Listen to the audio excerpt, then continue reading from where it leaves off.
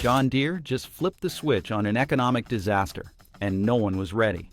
In a ruthless move to cut costs and boost profits, they shut down U.S. factories, fired American workers, and shifted manufacturing to Mexico. Why did Trump's retaliation backfire so badly? And is this the moment American agriculture lost its global crown forever, gutting the $34.5 billion American farming industry in the process? But how did one company's betrayal bring American farming to its knees? It blindsided the very people who built its empire. And that's when Trump stepped in. Trump's response wasn't political.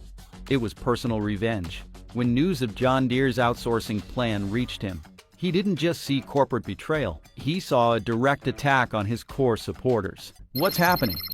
One corporate decision shattered rural America overnight. For nearly 2 centuries, John Deere had been the beating heart of American agriculture. But everything changed when John Deere made a decision that the farmers, factory workers, and rural voters who had backed him in the elections. At a fiery rally in Des Moines, Trump made his position clear. He labeled John Deere's move as treason against American workers and vowed to retaliate. His solution was brutal and simple: a 200% tariff on every piece of John Deere equipment manufactured outside the United States. The announcement electrified the crowd, but on Wall Street and in corporate boardrooms, it sent shivers down spines. But Trump's strategy wasn't without risk. The tariffs wouldn't just hurt John Deere, they would also drive up the cost of equipment for farmers across the country. And that's where the backlash began, because the very people Trump was trying to protect, the farmers and rural voters, were about to rise up against John Deere in ways no one could have predicted.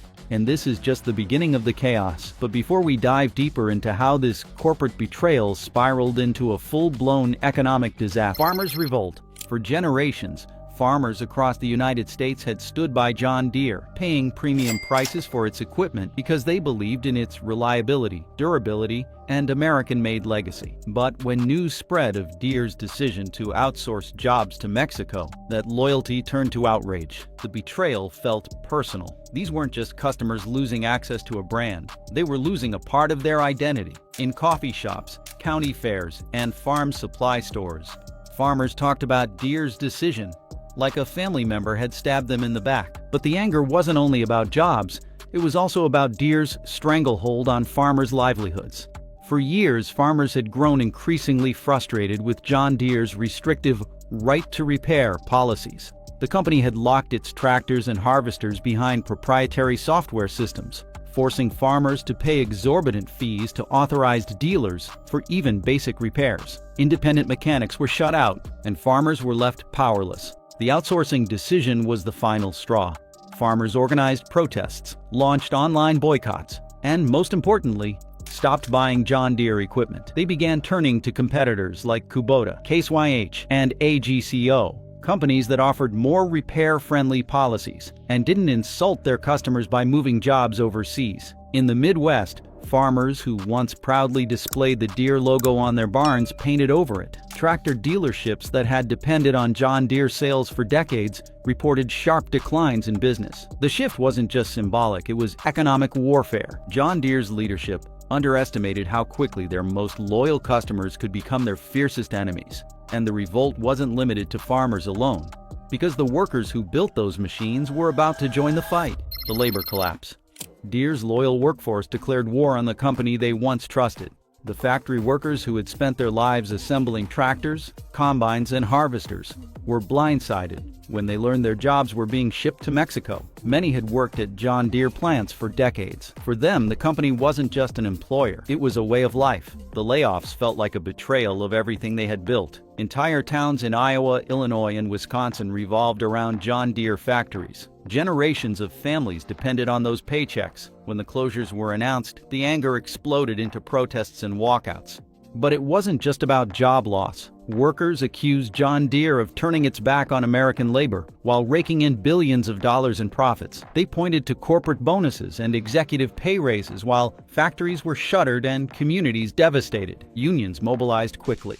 The United Auto Workers and other labor organizations launched coordinated strikes and demanded that Deere reverse its decision. They called on the government to intervene and accused the company of corporate greed at the expense of American livelihoods. The protests gained national attention. News outlets broadcast images of angry workers picketing outside empty factories, their signs reading, "Deere sold us out," and "Bring our jobs home." But John Deere refused to back down. Company executives stood by their plan, arguing that outsourcing was necessary to remain competitive in a global market.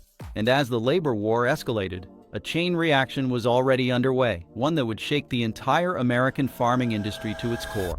When tractors became unaffordable, farming equipment prices didn't just rise, they exploded. For generations, the heartbeat of American farming had been its machinery. Tractors, combines, harvesters. These weren't luxuries, they were lifelines. But after John Deere's decision to outsource and Trump's retaliatory tariffs, the price of these essential machines shot through the roof. What once cost a struggling farmer $60,000 suddenly soared past $100,000, and that was just the beginning. The first domino fell when Trump imposed a 200% tariff on John Deere equipment manufactured outside the United States. This was meant to punish Deere for moving production to Mexico, but in reality, it punished American farmers. Every tariff meant higher production costs for the company, and Deere responded the only way corporations know how, by passing those costs directly on to customers. Overnight, the cost of buying, maintaining, or repairing a tractor doubled, but tariffs were only part of the equation. Deere's decision to shift manufacturing overseas created logistical chaos. Parts that used to be sourced domestically now had to cross borders, be subjected to customs inspections, and navigate a snarled global supply chain. Shipping delays and increased fuel costs added even more to the final sticker price. Every time a shipment was delayed or a part became unavailable, farmers paid the price, literally. Small farmers felt the pain first. A generation ago, they could finance a new piece of equipment and pay it off over several harvest seasons. But now, the interest rates on farm loans had skyrocketed, and banks were unwilling to lend to farmers with uncertain futures. Without access to affordable equipment, farmers could not plant or harvest efficiently, leading to lower crop yields and shrinking profits. It became a vicious cycle. The situation was so dire that many farmers began buying used machinery just to keep their operations running. But even the used market became unaffordable. As demand surged for second-hand tractors and combines, prices for used equipment soared. Farmers found themselves paying premium prices for machines that were years, even decades old. That vulnerability, the people who actually worked the fields. Because just as farmers were struggling to afford equipment, they were about to lose the very workers they depended on. The immigration meltdown that destroyed American farms. While the headlines focused on Trump's war with John Deere and rising equipment prices, another crisis was unfolding quietly but devastatingly across rural America. Farmers were not just losing machines, they were losing people. For decades, American agriculture had relied on immigrant labor, particularly undocumented workers, to keep the system running. These workers were the invisible backbone of the food supply chain, performing backbreaking labor that most American citizens refused to do.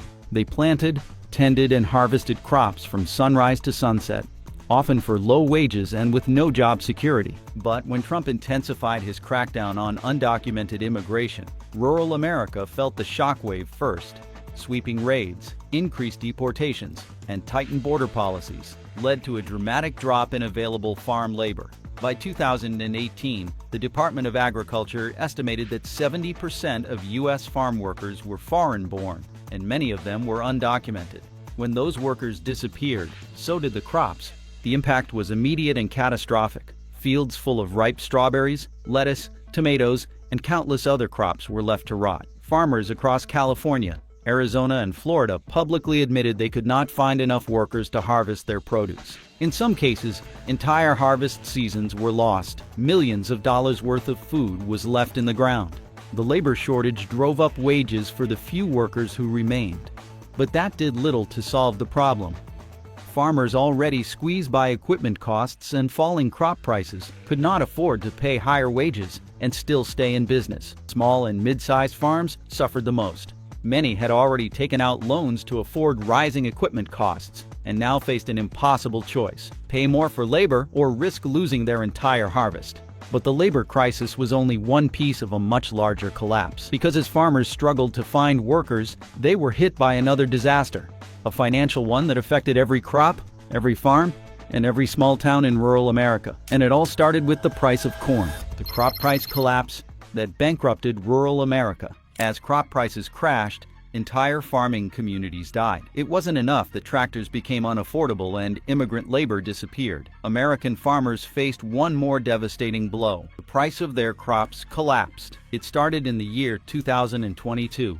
When global overproduction of corn, soybeans, and wheat flooded the market. Countries like Brazil, Argentina, and India expanded their agricultural output, driving down global prices. Corn prices fell by over 37%, soybeans dropped by 24%, and wheat plummeted by 35%. For American farmers, who were already fighting to survive, this was the final nail in the coffin. When crop prices fall, farmers have two options: produce more to try to make up the difference, or scale back and hope prices recover. Both options came with devastating consequences. Producing more required more machinery, more fuel, more fertilizer, all of which cost more than ever. Scaling back meant losing economies of scale, falling further behind corporate agribusiness giants, and eventually bankruptcy. The result was a wave of farm closures not seen since the Great Depression. Small family farms that had survived for generations were forced to sell their land to large corporations or foreign investors. Rural towns that depended on farming income saw their local economies collapse. Schools closed, businesses shuttered, and entire communities were hollowed out. The decline wasn't just economic, it was cultural. Farming wasn't just a job, it was a way of life. And that life was being erased by forces outside farmers' control.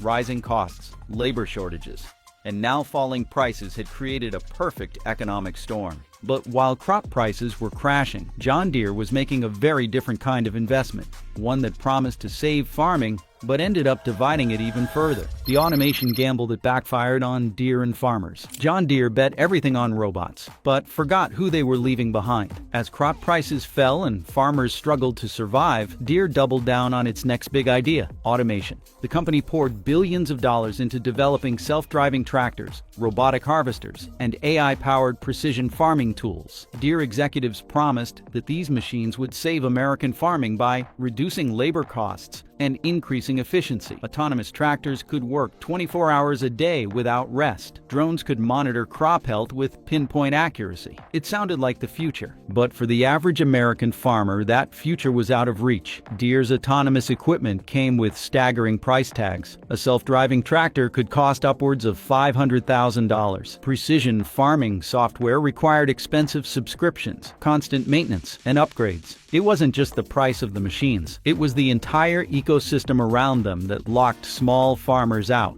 Only the largest corporate farms could afford to automate. Smaller, family-owned operations that had already been crushed by equipment costs, labor shortages, and falling prices couldn't even dream of buying these machines. Deere's gamble on automation widened the divide between big agribusiness and small-town farmers. And it wasn't just about money. Automation also threatened what little labor remained in rural America. As robots replaced human workers, local jobs vanished. Communities that once thrived on agricultural employment faced even more economic decay. John Deere had promised to save farming. Instead, it accelerated the collapse of the very communities that built its empire. But the real damage was only beginning, because while America's farming system crumbled, powerful forces outside the country were preparing to step in and reshape the future of global agriculture. The disappearance of family farms. The American family farm isn't dying, it's being erased. For generations, the backbone of rural America was built on small, family-owned farms, passed down from parents to children like a sacred inheritance. But today, those farms are vanishing at an alarming rate, and it is not because farmers suddenly lost interest. It is because they have been systematically pushed out by an economic machine too big to fight. Over the past 4 decades, the United States has lost more than 50% of its small farms. What used to be a landscape of independent family farms is now dominated by corporate agribusiness giants who control massive tracts of land and dictate market prices. This consolidation has not happened by accident. It has been fueled by rising operational costs, shrinking profit margins, and policies that favor large-scale producers over small farmers. The numbers are staggering. In the year 1978, there were over 685,000 small farms in the United States. Today, fewer than 325,000 remain. That is more than 350,000 family farms gone, their land sold off, their barns left to decay, their families forced to leave behind a way of life that defined American identity for centuries. The reasons for this collapse are multifaceted. Skyrocketing equipment costs, thanks in part to John Deere's pricing strategies and restrictive repair policies, have made it nearly impossible for small farmers to keep up. Declining crop prices driven by global overproduction and trade wars have slashed their incomes. And as banks tighten lending standards,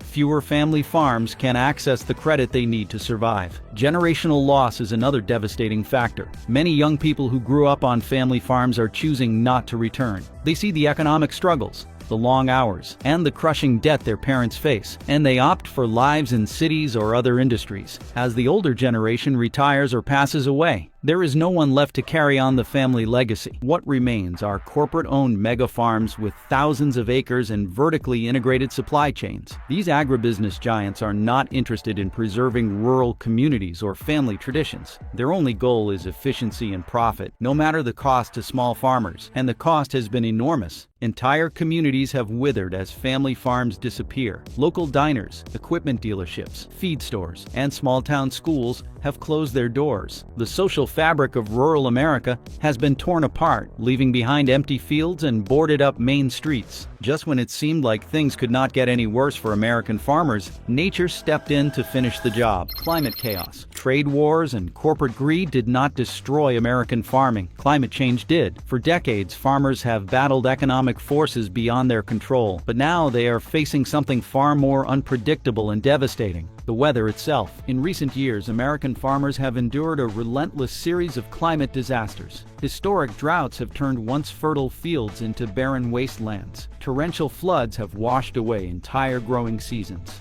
Wildfires have scorched farmland, destroyed equipment, and forced families to evacuate. The numbers paint a bleak picture. Since the year 2015, drought conditions in the Midwest have increased by more than 40%. In 2019 alone, flooding in the Mississippi River Basin caused more than $20 billion in crop losses. And in California, wildfires have consumed over 4 million acres of farmland since the year 2018. These climate disasters are not random. They are part of a larger pattern of increasingly extreme weather events fueled by global warming. Rising temperatures have altered rainfall patterns, extended drought periods, and intensified storms. For farmers who depend on stable weather to grow their crops, this new reality is catastrophic. The financial impact is devastating. Insurance payouts for crop losses have skyrocketed, but they can never fully replace what is lost. Farmers who have spent decades building their operations are watching everything crumble overnight, and the effects ripple far beyond the farm.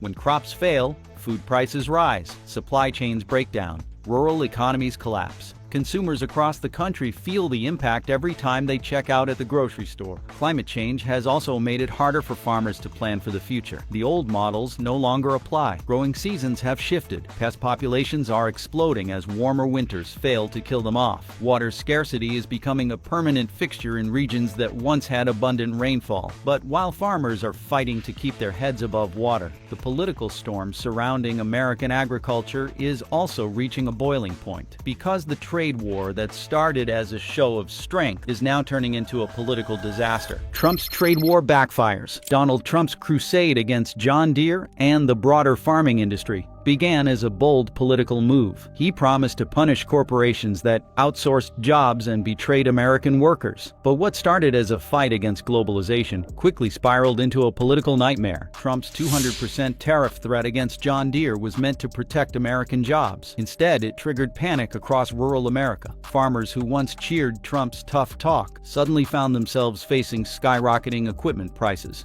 shrinking markets, and growing uncertainty. The backlash was swift and brutal. Rural voters, many of whom had supported Trump in previous elections, began to question whether he truly had their best interests at heart. Town hall meetings turned into shouting matches. Farmer protests erupted outside John Deere dealerships and state capitals. Local business owners felt the squeeze as well. Equipment dealerships, seed suppliers, and agricultural banks all reported sharp declines in revenue. The economic fallout of Trump's tariffs rippled through rural communities like a shockwave, and the political consequences were immediate. Polling data showed a significant drop in support for Trump among rural voters. Congressional candidates in farming states distanced themselves from the tariff war, fearing it would cost them their seats. The trade war also fractured the Republican Party. Some lawmakers backed Trump's hardline stance, believing it was necessary to protect American manufacturing. Others warned that the tariffs were doing more harm than good, alienating the very voters who had delivered Trump's electoral victories. In the end, the political fallout from Trump's trade war became impossible to ignore. What was meant to be a show of strength turned into a costly miscalculation, one that may have permanently damaged his standing in rural America. But the question remained, was there any way to reverse the damage? Could American farming be saved from total collapse? Can U.S. farming be saved from collapse? The challenges facing U.S. agriculture are monumental. Corporate consolidation has erased the family farm. Climate change has wreaked havoc on crop production. Trade wars and political chaos have further destabilized the industry. But despite these obstacles, there are still paths forward, if leaders, businesses, and farmers are willing to act. One of the most critical solutions lies in policy reform. The federal government must shift its focus from supporting corporate agribusiness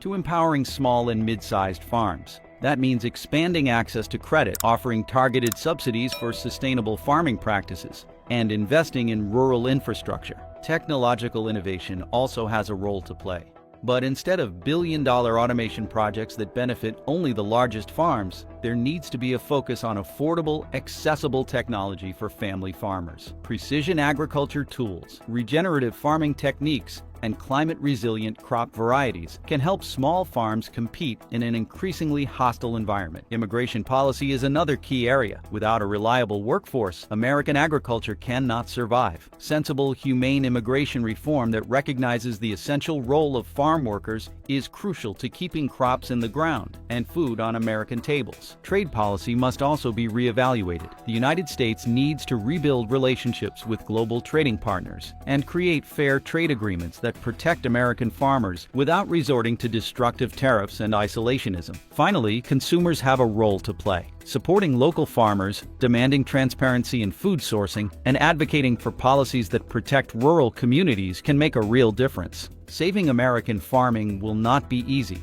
It will require coordinated action from government, industry, and individuals. But if those steps are taken, it is possible to reverse the current trajectory and rebuild an agricultural system that is sustainable, equitable, and resilient. But before the U.S. can chart a path to recovery, it must reckon with the fact that the rest of the world is not waiting. Because while America battles its own agricultural collapse, foreign powers are moving quickly to seize the opportunity. Europe's retaliation. The farming bloc that fought back. Europe wasn't watching quietly. They launched an agricultural counterattack. When John Deere announced its massive outsourcing plan and the United States farming crisis spiraled, it wasn't only American farmers who paid attention. Across the Atlantic, European agricultural leaders saw an opening they had waited decades for. The collapse of American farming stability was not just a local event. It threatened to reshape global agricultural power, and Europe wasted no time stepping in. The European Union quickly mobilized to protect its own farmers and weaken the United States agricultural grip. They knew that if the U.S. farming industry fell into chaos, it would create gaps in the global market. Europe moved fast to fill those gaps. First, the European Union passed emergency agricultural trade restrictions against American imports. Tariffs on U.S.-grown corn, soybeans, and wheat were increased by 25%. The move was strategic, designed not only to protect European farmers from cheap American competition, but to take advantage of the United States' internal farming crisis. At the same time, European governments injected record-high subsidies into their domestic agricultural sectors. France, Germany, and Spain collectively approved more than 27 billion euros in new farming subsidies, ensuring that their producers could undercut any American exports, even if U.S. prices dropped further. These subsidies weren't just about supporting farmers. They were a calculated geopolitical move to replace American agricultural dominance with a European-led order. The European Union also began aggressively negotiating new trade deals with countries in Africa and the Middle East, historically reliant on American crop imports. European officials promised lower prices, stable supply chains, and more favorable terms than American exporters could offer amid their economic chaos. Slowly but surely, European grain and equipment started replacing American products in markets across the globe. But Europe's retaliation wasn't only economic, it became political. European leaders openly criticized American tariffs and isolationist policies, framing themselves as the defenders of free and fair trade. This diplomatic offensive further isolated American farmers and companies, like John Deere, who suddenly found themselves unwelcome in markets they had dominated for generations. Europe's retaliation was swift, strategic, and devastating. But as Europe moved to seize control of the global market, another unexpected player was quietly rising in the shadows. That player was Latin America, and their timing couldn't have been better. How Latin America profited from America's collapse. While America crumbled, Brazil and Argentina quietly took over global markets. As John Deere fell into crisis and American crop prices collapsed, Latin America was ready to step in. For decades, Brazil and Argentina had been fighting to compete against the agricultural giant of the United States. Now, with the U.S. distracted by political chaos and trade wars, Latin America seized its chance. Brazil acted first. Its government ramped up agricultural investment almost overnight, channeling more than $10 billion into new infrastructure, including roads, ports, and railways to accelerate crop exports. Brazilian farmers, long trapped by logistical bottlenecks, suddenly had access to global markets like never before. As U.S. corn and soybean exports plummeted, Brazil filled the void, becoming the world's top soybean exporter within 2 years. Argentina followed a similar path. Its government offered massive tax breaks to farmers and agricultural exporters, cutting export taxes by 15% and subsidizing equipment purchases. This allowed Argentine farmers to expand production rapidly, capturing market share that American farmers had lost during their economic collapse. What made Latin America's rise even more devastating for the United States was their willingness to undercut U.S. prices. Brazilian and Argentine producers were able to sell corn, soybeans, and wheat at 10 to 15% lower prices than their American counterparts. For global buyers in Africa, Asia, and Europe, the decision was simple. Latin America offered cheaper, more stable agricultural exports. But it wasn't just crops. Latin American governments also began importing and promoting alternative agricultural equipment from local and international manufacturers. John Deere's market dominance was directly challenged by a surge in sales of Brazilian-made tractors and harvesters, often priced at 30% less than American models. The rise of Latin America's agricultural power was not accidental. It was the result of years of preparation and an opportunistic response to America's self-inflicted wounds. But even as Brazil and Argentina climbed to the top, a new agricultural superpower was quietly rewriting the rules of global farming. And it wasn't in the Western Hemisphere. India's agricultural empire. Mahindra's rise amid U.S. chaos. As America fought itself, India built an agricultural superpower. While U.S. farmers battled bankruptcies and boycotts, and John Deere struggled to contain the fallout, India's Mahindra Group quietly expanded into the vacuum. India had long been underestimated in the global agricultural equipment industry, but that changed rapidly when Mahindra made its move. With U.S. farming in decline and American equipment prices soaring due to tariffs, Mahindra saw an opportunity to position itself as the affordable alternative. The Indian government backed the expansion, pouring more than $4 billion into agricultural modernization programs, subsidies, and export incentives.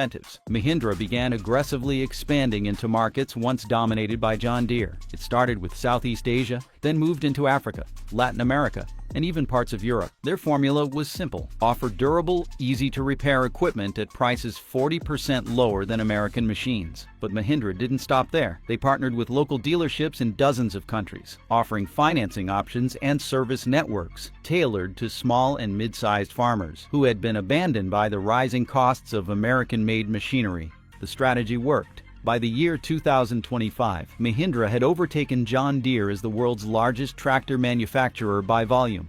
More importantly, Mahindra had gained something Deere lost: trust. Farmers across emerging economies embraced Mahindra as the brand that understood their needs, while American-made tractors became synonymous with unaffordability, political instability, and economic chaos. India's rise wasn't just about Mahindra. The country used its growing agricultural clout to negotiate new trade deals, further sidelining American exports. India became a major player in global crop production and farm equipment sales, offering an integrated solution that challenged the U.S. monopoly. But Mahindra's rise was not the end of the story.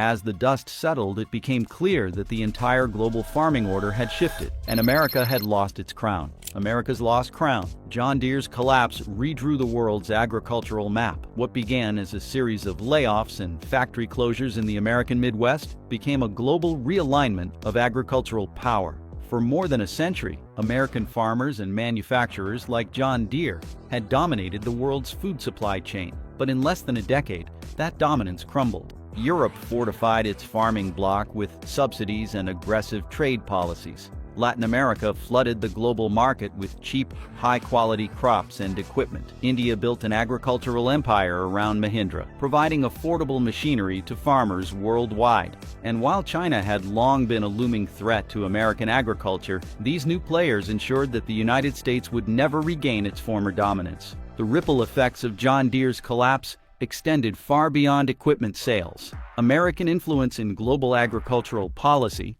vanished. Countries that once depended on U.S. food exports forged new alliances, relying on Brazil, India, and the European Union. American farmers, once the backbone of rural prosperity, now faced an unforgiving global marketplace, where they were no longer the first choice. The economic consequences were devastating. By the year 2027, U.S. agricultural exports had fallen by 30%. Rural communities hollowed out, family farms disappeared, and even John Deere's brand faded into irrelevance in many parts of the world. But the most lasting consequence was psychological. America had spent more than a century believing it would always feed the world. That belief is now gone. The collapse of John Deere and the implosion of American farming reshaped not only markets, but the nation's economic identity. And there you have it, the shocking story of how one corporate decision helped bring down an entire $34.5 billion American industry. But now, I want to hear from you. Do you think American farming can recover from this disaster? Or is it already too late? Drop your thoughts in the comments below.